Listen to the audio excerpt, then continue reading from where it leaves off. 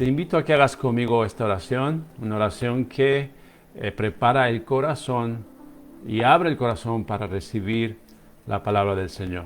Te invito a que le digas: Señor Jesús, en este momento te pido que me hables, que me des tus palabras, porque tus palabras son espíritu y son vida. Tus palabras me enseñan, tus palabras me levantan, tus palabras me corrigen, tus palabras, Señor, me transforman y me hacen más como tú. ¿A quién iré, Jesús, si solo tú tienes palabras de vida eterna? Háblame, Señor, en el nombre de Jesús. Amén. Amén. Muy bien, amados. Les decía al principio, ¿verdad? El domingo anterior comenzamos esta serie de enseñanzas que he titulado La oración del Padre Nuestro. El domingo anterior hablamos de las dos primeras frases de esta oración, ¿verdad? La oración que el Señor Jesús enseñó a sus discípulos cuando uno de ellos se acercó a él preguntándole: enséñanos a orar. Y dejó el Señor una oración que tiene tanta profundidad y tiene un significado tan grande que por muchos años no lo hemos entendido, que por muchos años y décadas hemos repetido esta oración de una forma religiosa, de una forma solo exterior, de la boca para afuera, y no hemos encontrado, no hemos entendido la profundidad que hay en esta hermosa oración que el Señor Jesús nos ha enseñado. Pero si tú no has visto el mensaje del domingo pasado, tengo que animarte y recomendarte 100% que lo veas, porque así vas a poder entender lo que vamos a seguir enseñando, ¿verdad? Puedes encontrar el mensaje en el canal de YouTube Daniel Velasco, así como está en esta página de Facebook, ¿verdad? Daniel con dos N's Y-E-L.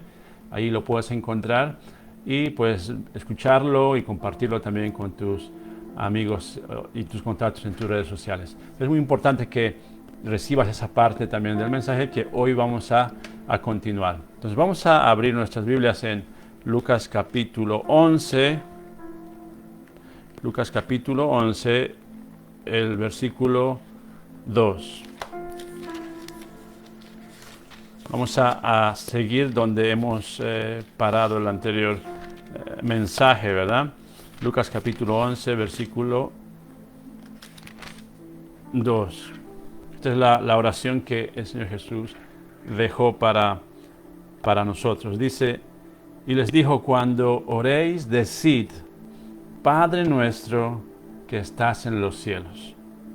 Y esto lo hemos explicado de una manera muy profunda, muy bonita, muy hermosa, de qué es lo que Dios estaba diciendo a través de Jesús, qué tipo de relación quería Dios con nosotros. Y aquí en esta parte, al decir Padre nuestro, hemos explicado, ¿verdad?, unos misterios muy buenos, muy profundos, que tienes que verlo si no lo has hecho. Luego dice la oración: santificado sea tu nombre. Y hemos visto cómo el santificar el nombre de Dios no es que lo engrandece más a Él, sino que a nosotros nos hace bien, porque empezamos a enfocarnos en una realidad espiritual y empezamos a vivir desde esa perspectiva y vemos alrededor, ¿verdad?, lo que sucede cuando estamos santificando el nombre de Dios, como los ángeles que están alrededor del trono diciéndole: santo, santo, santo. Ese tipo de alabanza, ese tipo de santificación en el nombre del Señor nos beneficia mucho a nosotros también. Entonces vamos a continuar hoy, vamos a seguir con la oración y dice: venga tu reino, venga tu reino, hágase tu voluntad como en el cielo, así también en la tierra. Aquí este versículo vamos a usarlo para el mensaje de hoy y vamos a empezar primero con lo que quiere decir el Señor cuando nosotros decimos en la oración: venga tu reino. venga tu reino.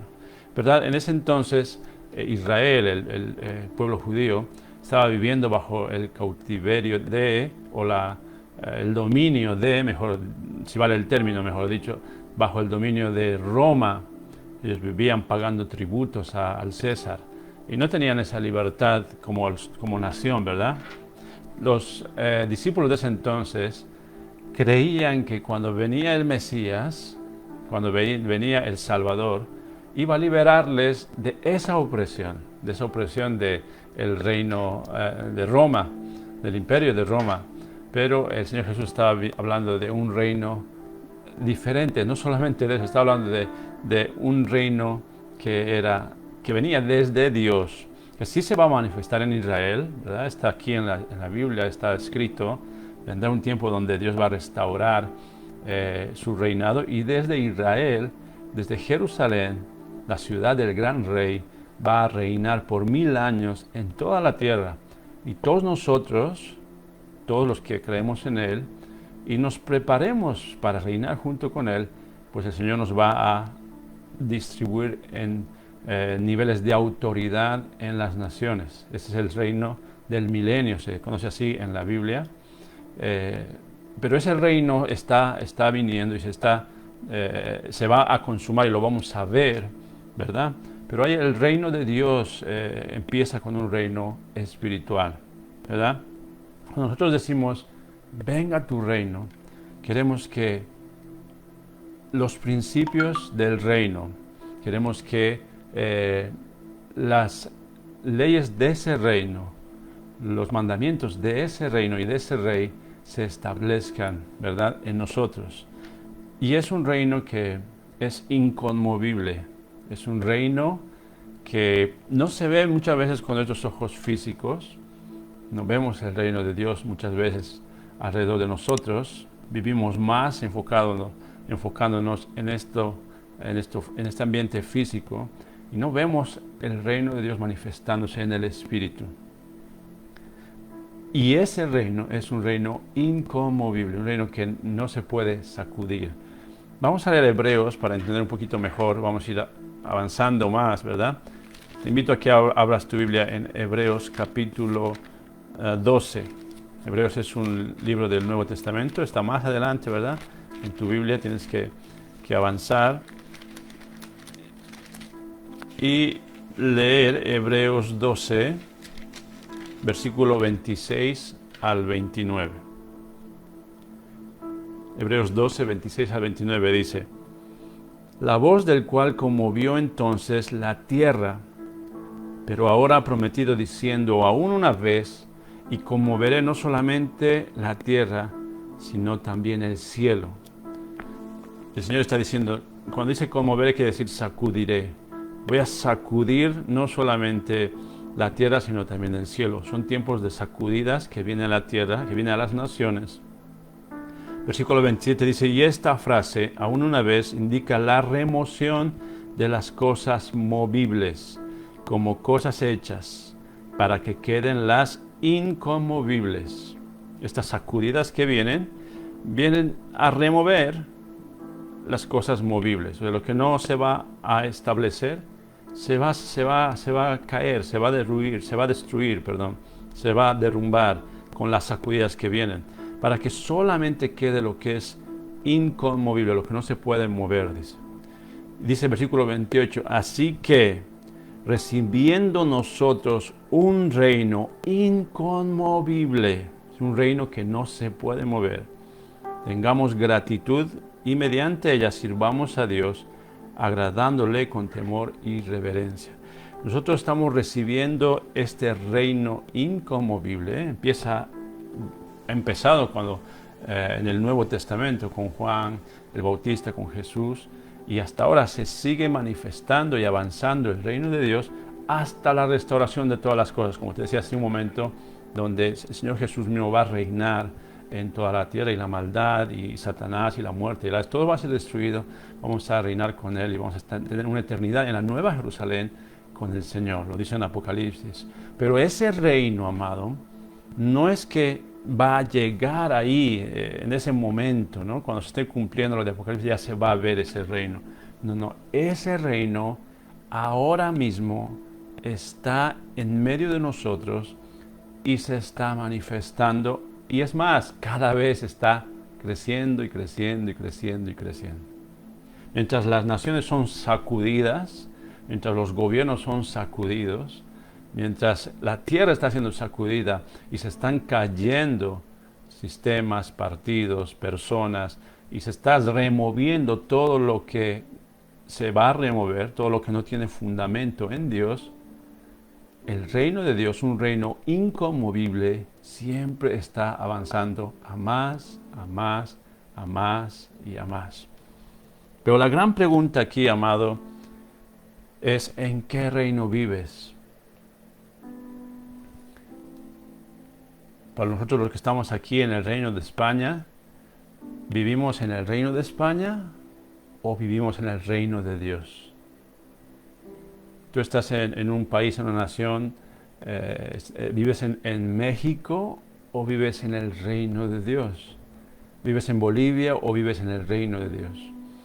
¿Verdad? Si bien Dios nos ha colocado en diferentes lugares, desde donde estamos físicamente podemos vivir en el reino de Dios, en el Espíritu. Podemos manifestar el reino de Dios en este ambiente natural.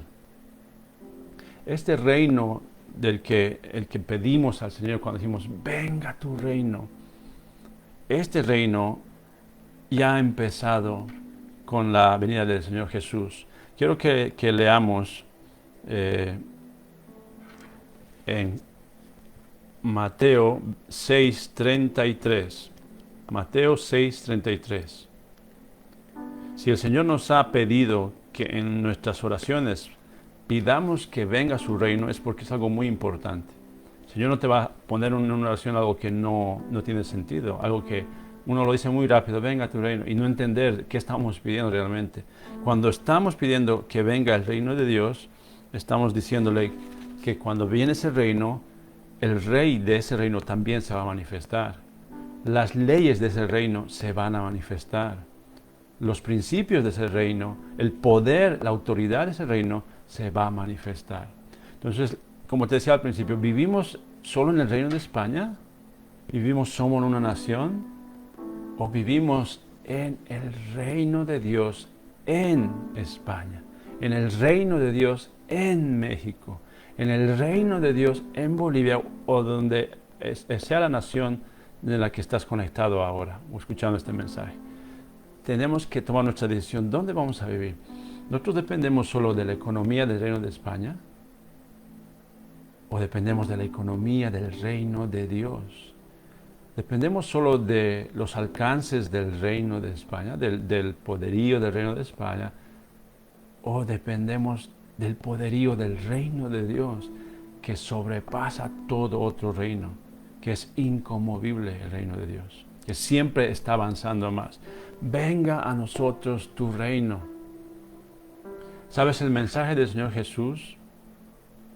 Una de sus palabras en Mateo 6:33. Mateo 6:33.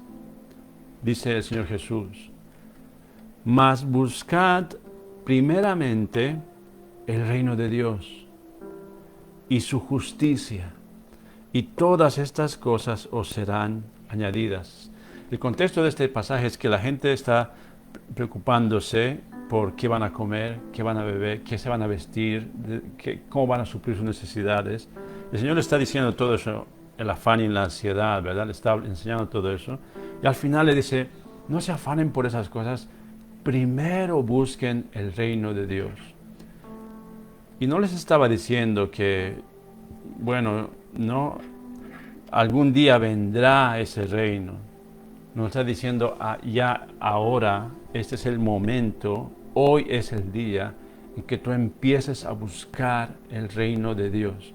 Primero, busca primero el reino de Dios y su justicia, y todo lo demás será añadido. Todo lo demás será añadido. El Señor lo promete aquí en su palabra. Si tú pones primero, y lo primero es buscar su reino, todo lo demás vendrá por añadidura, dice el Señor. Tu comida, tu ropa, tus necesidades, todo será suplido. Tristemente nosotros hacemos lo contrario. Primero queremos buscar qué comer, qué pagar, qué hacer. Y luego, cuando hay un poquito de tiempo, a lo mejor busco el reino de Dios. Me acerco un poco al Señor. Lo damos la vuelta. Por eso muchas veces nos frustramos. Por eso muchas veces las cosas no salen como deberían salir. Y el Señor y su palabra sigue diciendo una y otra vez, busca primero el reino de Dios. Busca primero el reino de Dios. Ahí donde estás, di conmigo, tengo que buscar primero lo primero. Y lo primero es el reino de Dios. Y cuando tú buscas el reino de Dios, estás buscando sus principios del reino de Dios. Y aquí están. Aquí está cómo funciona el reino de Dios. Sus valores. Aquí está el poder que tiene ese reino. Aquí están las promesas que tiene ese reino. Entonces tenemos que llegar a este punto donde nosotros nos enfocamos y decimos, ¿qué es lo que primero voy a buscar? ¿Qué es en lo que voy a invertir más mi atención y mi tiempo y mi prioridad? ¿Son las cosas del reino de España? O mejor prefiero buscar las cosas del reino de Dios, porque eso es algo eterno, eso es algo seguro, eso es un valor seguro, una inversión segura. Todo lo que tú inviertes en el reino de Dios es seguro. Nada de eso se pierde porque es un reino inconmovible que siempre está avanzando a más. ¿Sabes? La única forma de que tú puedes entrar a vivir en el reino de Dios es a través del arrepentimiento. Ese es como si fuera tu pasaje para entrar al reino. No hay otra manera. Pero no basta, pastor, no basta con que yo sea buena gente y me porte bien. No basta con que seas bueno, necesitas el arrepentimiento. Esto es lo que dijo eso fue el mensaje desde el principio en el Nuevo Testamento. Mira, en Mateo, estamos en Mateo, ¿verdad? Retrocede unas cuantas páginas a Mateo capítulo 3. Mateo capítulo 3, versículo 1 y 2. Aquí está Juan el Bautista empezando a predicar el Evangelio, las buenas nuevas del reino de Dios. Dice, en aquellos días, versículo 1, Mateo 3, en aquellos días vino Juan el Bautista predicando en el desierto de Judea y diciendo, arrepentíos porque el reino de los cielos se ha acercado. ¿Lo ves? No es un reino que va a venir luego y cuando ya se ha acercado. El reino de los cielos se ha acercado, arrepiéntanse. Empezó Juan el Bautista su mensaje trayendo el arrepentimiento para entrar al reino de Dios y luego, mira, salta al siguiente capítulo, Mateo 4, capítulo 17, dice, desde entonces comenzó Jesús a predicar y a decir, aquí ya no está hablando Juan el Bautista, aquí está Jesús, el Señor Jesús, y dice, arrepentíos, porque el reino de los cielos se ha acercado. ¿Viste? El mismo mensaje, el mensaje, si el Señor lo pone dos veces a través de diferentes personas, porque es muy importante. La manera de entrar en el reino de los cielos es a través del arrepentimiento. El arrepentimiento, pues es un tema para otro mensaje. Pero el arrepentimiento no es remordimiento. No es, ay, qué mal me siento, no debería haber hecho eso, no debería haber hecho eso, nunca más, perdón. Y luego otra vez. Ay, ¿por qué he hecho eso? Porque eso no es arrepentimiento. Cuando lo haces una y otra vez y otra vez y otra vez. Y quieres vivir en el reino de Dios, pero vas en contra de las normas del reino de Dios y dices, ay, nunca más, perdón, y lo vuelves a hacer, eso no es arrepentimiento, amado, eso es remordimiento. Solo lo haces por calmar un poquito tu conciencia y vuelves a caer en lo mismo. El arrepentimiento es un cambio de mente, cambio de dirección. Cambia, si antes ibas en los caminos del pecado, cambias de dirección y vas en los caminos de la santidad. Te arrepientes y entras al reino de Dios. Si el Señor nos ha enseñado a pedir, venga a nosotros tu reino, necesitamos nosotros poner de nuestra parte el arrepentimiento. Señor, realmente no voy a vivir como vivía antes, yendo en contra de tu palabra y en contra de tus mandamientos. Voy a vivir de acuerdo a los principios de tu reino, que venga tu reino sobre mi vida. Y te arrepientes y las puertas se abren, porque en ese arrepentimiento tú recibes el perdón de Jesús y la sangre de Jesús que te limpia de todo pecado y entras en este reino de Dios mientras estamos viviendo, yo en mi caso en el reino de España, tú en México, en Bolivia, Ecuador, donde quiera que vivas, pero ya vives dentro del reino de Dios en el Espíritu. Y ya vives con las normas de ese reino, con el poder de ese reino, con los milagros de ese reino, manifestándose en este reino natural. Y el Señor continúa con esta oración que leemos en Lucas 11:2. Después de decir, venga a nosotros tu reino, el Señor nos enseña que digamos, hágase tu voluntad, como en el cielo, así también en la tierra.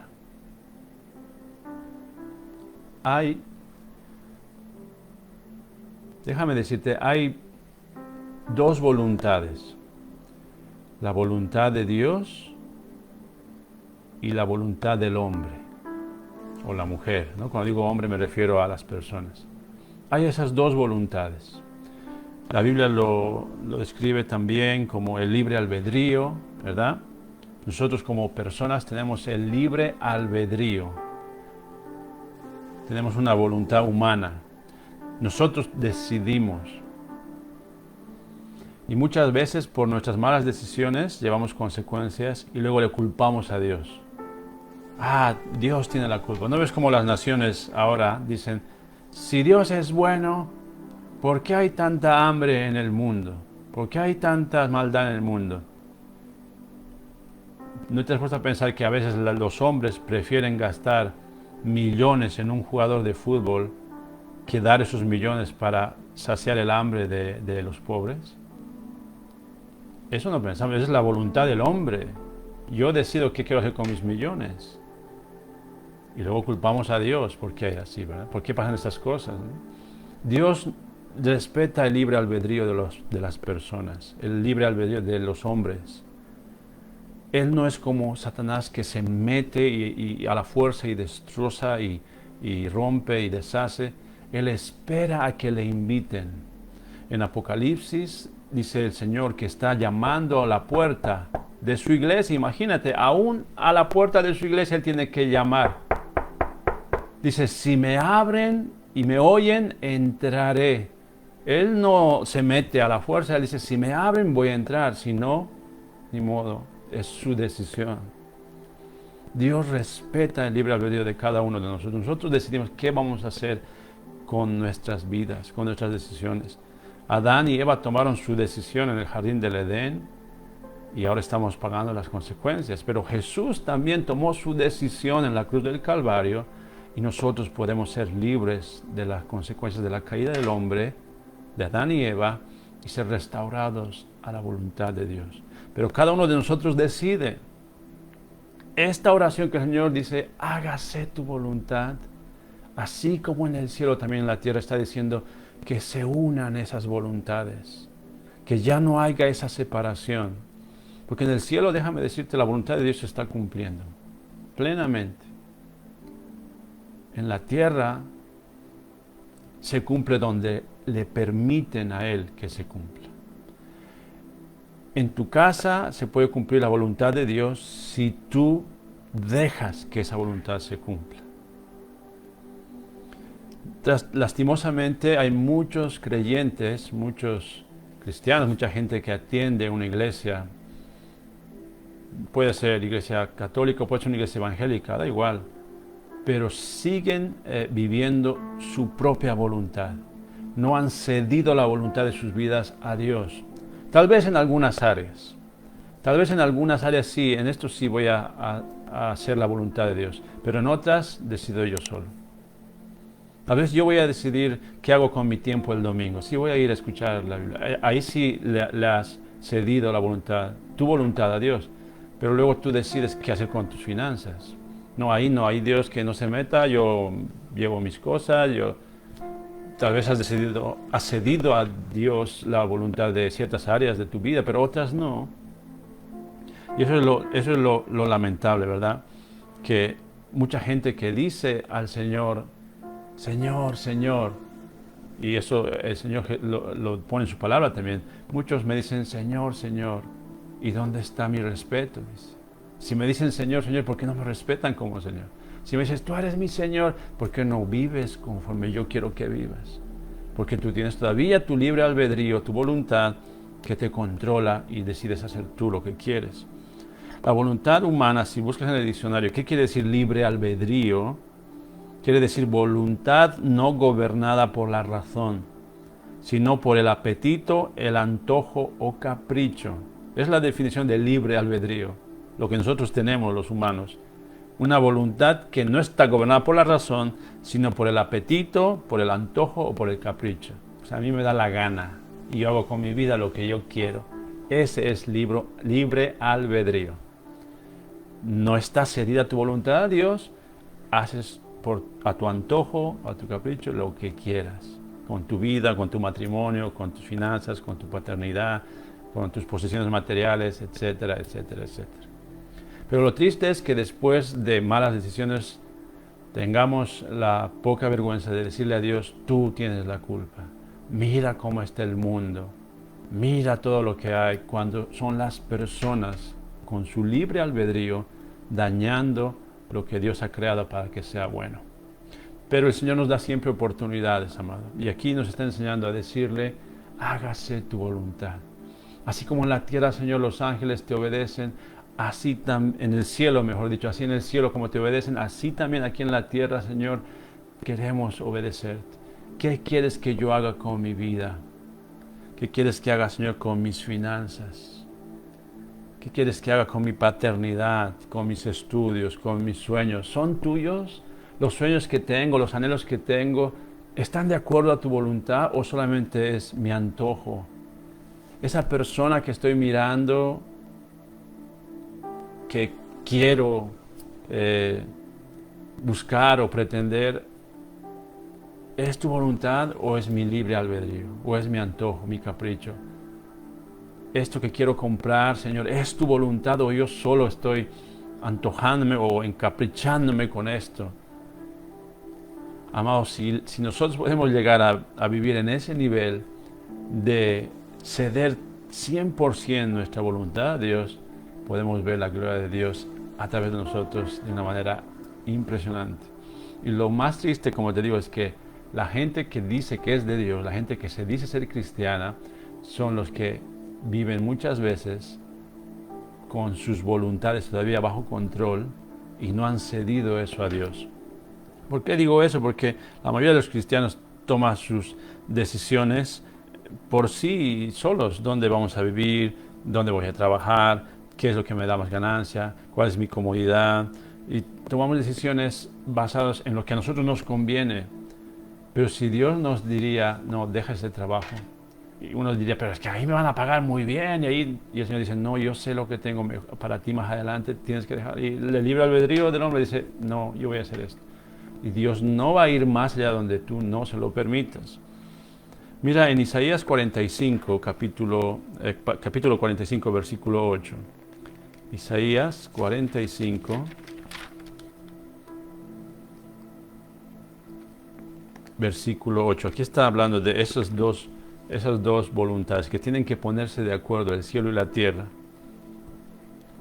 45:8 dice, rociad cielos de arriba, los cielos, hablando aquí de los cielos, ¿no? Rociad cielos de arriba y las nubes destilen justicia. La voluntad de Dios es que quiere que haya justicia, que venga desde los cielos, de las nubes. Y dice, ábrase la tierra y produzcase la salvación y la justicia. Aquí está mencionando a la tierra también para que haya justicia, para que produzca justicia. La voluntad de Dios es en este pasaje que haya justicia, que venga desde el cielo y que también se muestre en la tierra. Y dice aquí, hágase brotar juntamente. Yo el Señor lo he creado. El Señor está diciendo, en otras palabras, tiene que ponerse de acuerdo el cielo y la tierra para que mi voluntad se establezca y haya justicia. Sabes, muchas veces no vemos las promesas de Dios en nosotros porque no hemos aceptado, no hemos decidido que así sea para nosotros. El Señor dice desde los cielos, yo voy a mandar eso, pero aquí en la tierra tiene que también haber esa respuesta. Entonces, uno dice, Señor, bendíceme, prospérame, que me vaya bien. Pide para que descienda del cielo, pero aquí en la tierra se queda dormido hasta las 10, 11, 12 de la mañana y dice, bueno, ya Dios me proveerá, algún día ya pasará. Pero ¿qué estás haciendo para que se produzca aquí tu provisión? Uno pide, Señor, cambia mi matrimonio, haz que esto mejore, pero aquí abajo en la tierra no das tiempo a tu pareja, siempre estás ocupado en otras cosas, no dedicas tiempo a tus hijos. ¿Cómo quieres que cambien las cosas si aquí en la tierra no estás poniendo de tu voluntad para que así sea?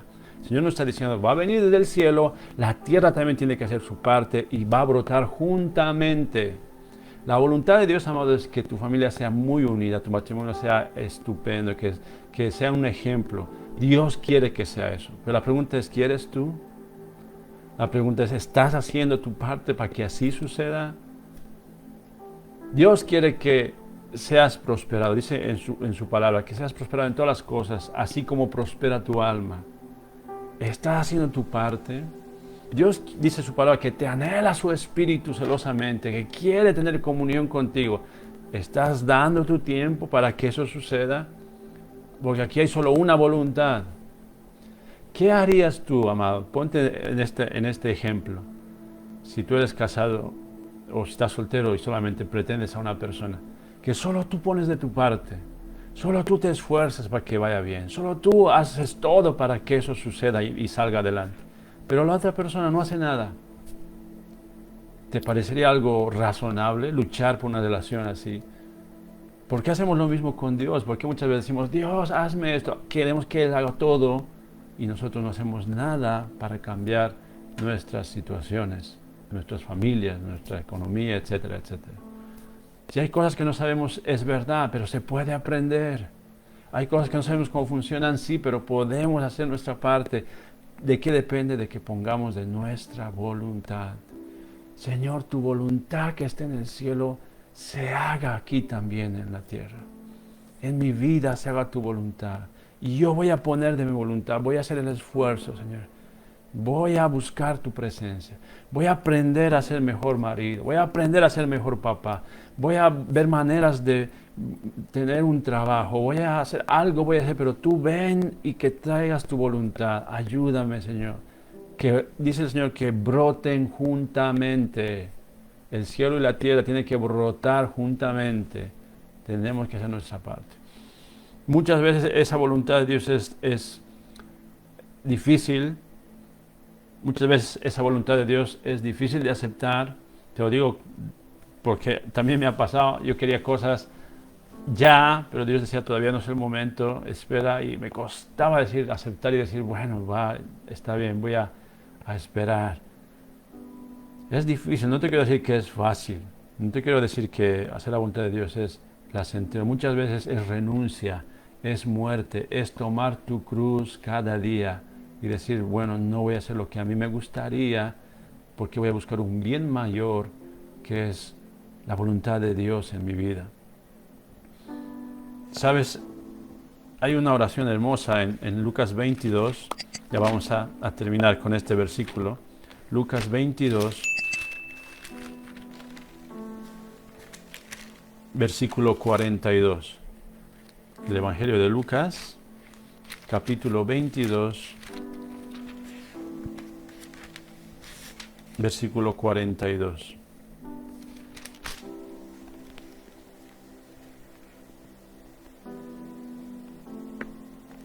Vamos a leer desde el versículo 39. Este es un momento en la vida de Jesús muy crucial, un momento muy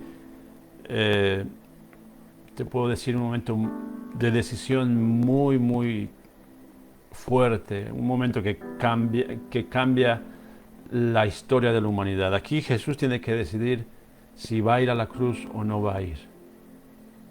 Hay mucha presión en él, hay muchos pensamientos en su mente, sabe por qué lo que le va a pasar, pero él está en ese momento de presión. Dice el versículo 39, y saliendo se fue como solía al monte de los olivos, y sus discípulos también le siguieron. Cuando llegó a aquel lugar les dijo, orad, que no entréis en tentación. Y él se apartó de ellos a distancia como de un tiro de piedra, y puesto de rodillas, oró, versículo 42, diciendo, Padre, si quieres, pasa de mí esta copa. Está hablando el Señor de lo que iba a pasar en el momento de su crucifixión, los azotes que iba a recibir, todo el flagelo que iba a aguantar, todo lo que iba a pasar hasta su muerte. Y él dice, si quieres, pasa de mí esta copa. Pero lo siguiente es la clave de todo esto, amado. ¿Por qué hizo esto el Señor? Tú y yo estamos hablando ahora de la salvación de Cristo Jesús. Por lo que hizo, por lo que dijo en este momento, por la decisión que tomó en esta palabra, tú y yo podemos tener acceso al reino de Dios.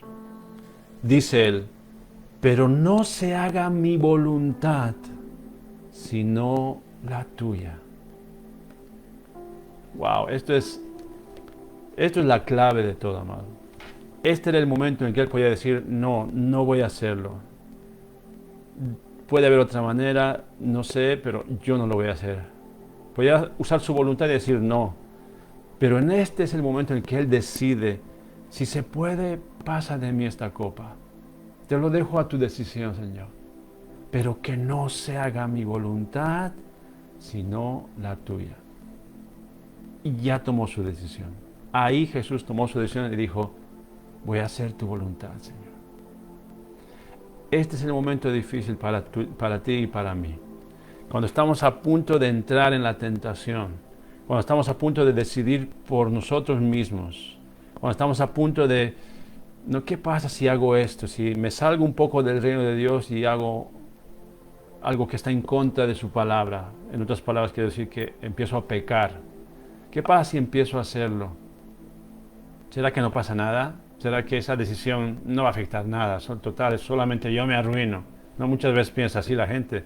Cuando sabe que está haciendo mal, pero su excusa es, bueno, no le hago daño a nadie más, yo solo me estoy arruinando. Pero no sabe las consecuencias que tienen las decisiones. Y Jesús está tomando su decisión aquí. Dice que no se haga mi voluntad, sino la tuya, Señor. Si nosotros podemos llegar a este punto, amado, de en las cosas más importantes de nuestras vidas, dejarlo en la voluntad de Dios. Es decir, y a mí me gustaría, Señor, pero que no se haga mi voluntad, sino la tuya. Tu voluntad, Señor. Sé que va a ser difícil, sé que me va a costar un poco y pasar el momento, pero que no se haga mi voluntad, sino la tuya. Y cuando hacemos eso, cuando tomamos nuestra decisión de hacer su voluntad, lo que sucede es algo hermoso. Recibimos ayuda sobrenatural para hacer la voluntad de Dios. El Señor no nos deja solos, no nos deja desamparados. Mira el versículo 43. Después de que Jesús dijo que se haga tu voluntad y no la mía, tomó su decisión. Versículo 43 dice, y se le apareció un ángel del cielo para fortalecerle. Qué precioso. El momento en que el Señor decide ceder su voluntad, Dios le manda ayuda sobrenatural para hacer la voluntad del Padre Dios. Lo mismo sucede con nosotros, amado. El momento en que decimos, es difícil esto, pero voy a hacerlo porque es tu voluntad, Señor, el Señor envía fortaleza para ti. Envía ayuda sobrenatural para que cumplas la voluntad de Dios en tu vida. No estás solo, no estoy solo cuando decidimos hacer la voluntad de Dios. Recibimos esta ayuda sobrenatural como Jesús la recibió para poder atravesar todo el sufrimiento hasta la muerte de cruz y luego resucitar al tercer día en gloria y tomar las llaves del Hades y de la muerte y ofrecernos vida eterna. Las decisiones que tomamos de acuerdo a la voluntad de Dios siempre es para mejor. Puede ser difícil en el momento, puede ser incómodo en el momento, pero a la larga, amado, quiero decirte, siempre es para mejor. Por eso el Señor Jesús nos enseñó a orar: hágase tu voluntad. Señor, en mi vida que se haga tu voluntad, en mi matrimonio que se haga tu voluntad, en mis hijos que se haga tu voluntad, en mi trabajo que se haga tu voluntad, Señor. ¿Dónde quieres que viva? ¿Cuál es tu voluntad? No me voy a mover solo por mejores oportunidades. ¿Cuál es tu voluntad para mi vida, Señor? ¿A qué iglesia me estás poniendo? Esto es algo muy importante. Muchos creyentes piensan que pueden ir de iglesia en iglesia como que vas de McDonald's a McDonald's o de Burger King a probar cuál es la mejor hamburguesa. Así no funciona la iglesia del Señor. El Señor tiene un lugar para ti y tienes que estar en ese lugar y crecer en ese lugar y echar raíces en ese lugar. Señor, ¿cuál es el lugar para mí en tu cuerpo, en tu iglesia? ¿Dónde quieres que yo esté? Allí tienes que estar.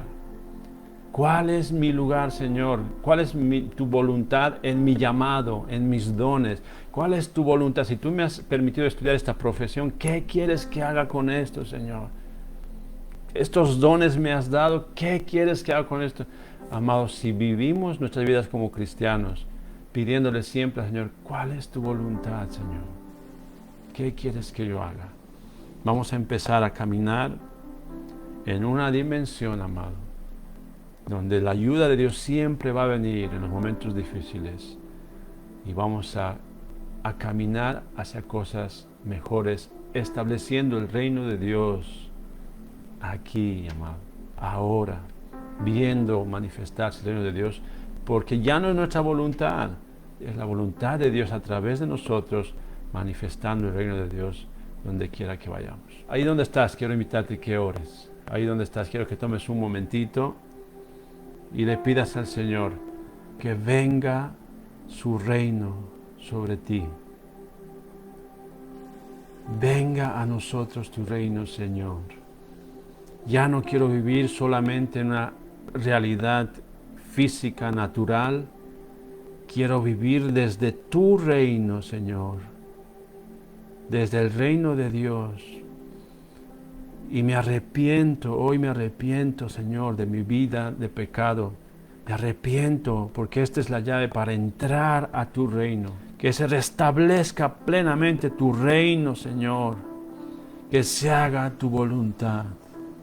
Que se haga tu voluntad. Aunque sea difícil, sea incómoda, Señor, queremos hacer tu voluntad. Manda ayuda divina. Manda ayuda sobrenatural sobre nosotros. Fortalécenos para hacer tu voluntad, Señor. En el nombre de Jesús. En el nombre de Jesús. Amén.